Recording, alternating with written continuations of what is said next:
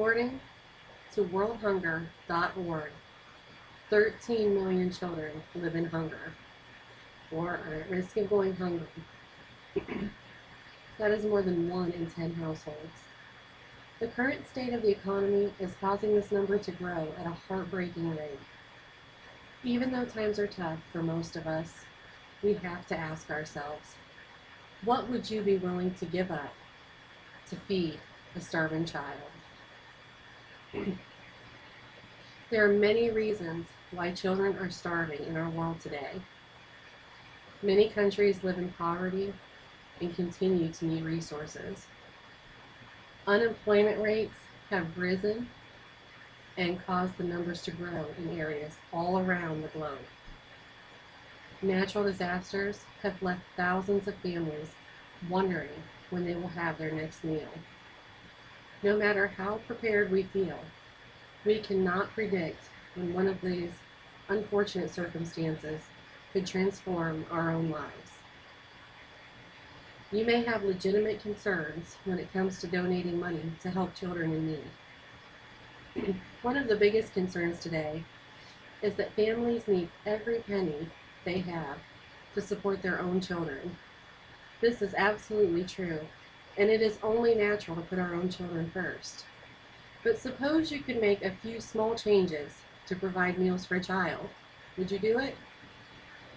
How about giving up one of these a week? Let's say you buy a case of soda for an average of $6 for a 24-pack. Divide $6 by 24 cans, and it equals 25 cents per can. According to feedmystarvingchildren.org, one meal costs just 24 cents to produce. Giving up 1 can of soda per week could provide 4 meals per month for a child. Would you be willing to give up 1 can of soda to provide a meal for a child? How about clipping coupons? What if those 75 cents that you just saved would give 3 kids a meal? How about switching to a cheaper brand of product that you use regularly, or just collecting your loose pennies in a jar? There are countless ways to save a few cents here and there to make a life-changing donation to a starving child. If we can try to make 1 or 2 changes and provide that money to children in need, every little bit would go a long way towards creating a hopeful future for a child. Perhaps money isn't the concern. Maybe you aren't sure that the money you donate will actually go to a child in need. It is true that a certain percentage of the money you donate will go towards continuing programs that provide relief.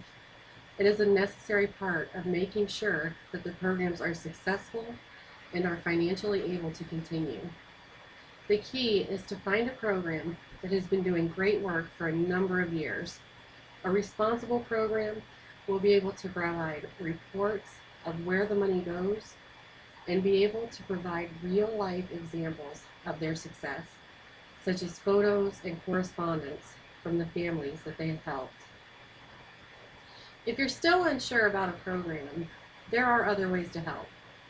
You could volunteer a couple of hours a month at a homeless shelter, helping with cooking, cleanup, or serving.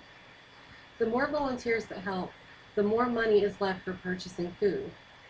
Or you could purchase a few extra cans of soup or dry goods when you do your grocery shopping and donate the food directly to a food bank, a church, or even a family in your neighborhood that needs it. Maybe you feel that it isn't your responsibility to support other people's children. Some people feel that since they provide for and take care of their own family, that other parents should take care of their own families. This is a legitimate concern, and it can be difficult to know if the parents are doing all they can to support their children. However, it simply isn't fair to the children. They are put in this situation through no fault of their own. And what if the family truly is doing all that they can, but are unable to do enough because of circumstances beyond their control? We cannot predict when or where the next tornado might hit, or when the next hurricane will arrive. And because of this, we cannot ignore that it could happen to our own families at any point in time.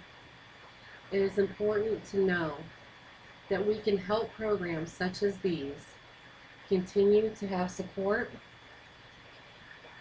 so that they can continue to help children who are confused, scared, and starving to death. According to the organization Bread for the World, almost 16,000 children die from hunger-related causes every single day. Maybe we can't fix this problem overnight, and maybe we can't afford to feed a child each and every day, and maybe we just aren't sure if the money is really going to get to a child who needs it. It's hard to be sure of anything in this world, but one thing never changes. Doing a little can make all the difference, and we need to do what we can to fix this. We need to be able to say that we did our best. Children who are hungry need help. Please support them. Donate food, make a contribution, or offer your time. No matter how much or how little you can give, it will be appreciated and make a world of difference to a child. Thank you for listening, and I'll leave you with the question, what would you give up to feed a starving child?